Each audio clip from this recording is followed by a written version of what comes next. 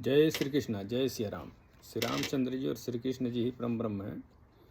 गीता भागवत अध्याय 5 का श्लोक 18 कृष्ण जी कह रहे हैं अर्जुन से कि विद्या विनय संपन्ने ब्राह्मणे गविहस्तिनि सुनि चैव स्वपाके च पंडिता समदर्शिनः। यानी कृष्ण भावना भावित व्यक्ति योनि या जात में भेद नहीं मानता। सामाजिक दृष्टि से ब्राह्मण तथा चंडाल भिन्न भिन्न हो सकते हैं, अथवा योनि के अनुसार कुत्ता, गाय तथा हाथी भिन्न हो सकते हैं, किंतु विद्वान योगी की दृष्टि में ये शरीरगत भेद अर्थहीन होते हैं। इसका कारण परमेश्वर से उनका संबंध है और परमेश्वर परमात्मा रूप में हर एक के हृदय में स्थित है। परम सत्य का ऐसा ज्ञान वास्तविक ज्ञान है जहाँ तक विभिन्न जातियों या विभिन्न योनियों में शरीर का संबंध है। भगवान सबों पर समान रूप से दयालु हैं, क्योंकि वे प्रत्येक जीव को अपना मित्र मानते हैं। फिर भी जीवों की समस्त परिस्थितियों में वे अपना परमात्मा स्वरूप बनाए रखते हैं। परमात्मा रूप में भगवान चांडाल तथा ब्राह्मण दोनों में उपस्थित रहते हैं। यद्यपि इन दोनों के शरीर एक से नहीं होते।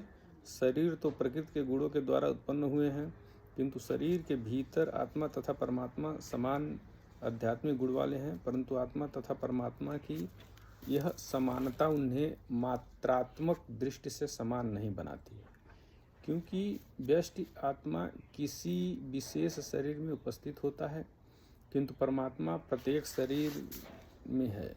कृष्ण भावना भावित व्यक्ति को इसका पूर्ण ज्ञान होता है, इसलिए वह सचमुच ही विद्वान तथा समदर्शी होता है।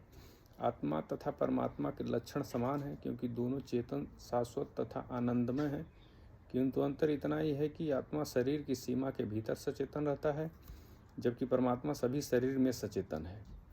परमात्मा बिना किसी भेदभाव के सभी शरीरों में विद्यमान है। यानी कृष्ण जी कह रहे हैं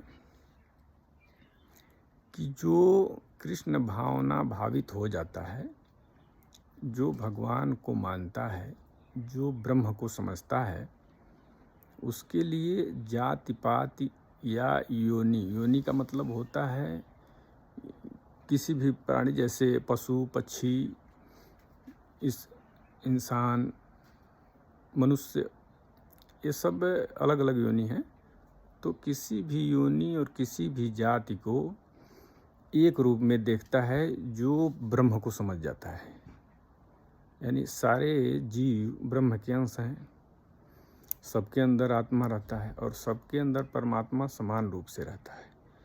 लेकिन परमात्मा और आत्मा में भिन्नता है, थोड़ा सा मात्रा का। जैसे अगर आप आत्मा कहते हैं तो मात्रा जब लगाएंगे, प लगाएंगे तो परमात्मा हो जाएगा। जैसे बड़ी, छोटी, सरल भाषा में बता रहे हैं। तो मात्रा का बस भिन्नता होती है आत्मा और परमात्मा में, लेकिन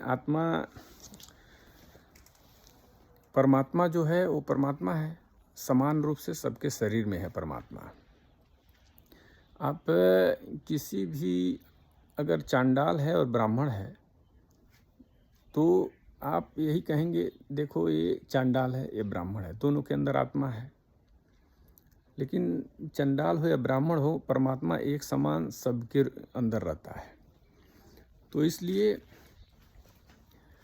चंडाल का आत्मा आप कह सकते हैं, ब्राह्मण का आत्मा कह सकते हैं। अगर किसी को भूत पकड़ लिया है और कोई कह देगा कि इसको ब्राह्मण का आत्मा पकड़ा है, किसी को भूत पकड़ लिया तो आप कहेंगे कि इसको चंडाल का आत्मा पकड़ा है। लेकिन परमात्मा हर जगह एक जैसे है, उसको आप ये नहीं कह सकते हैं कि ये चंडाल का परमात्मा है और ये ब्राह्मण का परमात्मा है। तो यही अंतर है, मात्रा का अंतर है आत्मा और परमात्मा में। तो जो इस आत्मा को समझ जाता है, कृष्ण जी कह रहे हैं, उसको जाति पाति योनि में भेदभाव नहीं है। चाहे किसी योनि का हो, कुत्ते का हो, हाथी का हो, गाय का हो, मनुष्य का हो, उसमें कोई भेदभाव नहीं है। ब्रह्म को जो समझ जाता है वो किसी चीज़ में भेदभाव नहीं रखता है और वही कृष्ण भावना भावित होता है, वही कृष्ण जी का परम भक्त है और वो कृष्ण जी को जान लिया है, वो ब्रह्म को जान लिया है।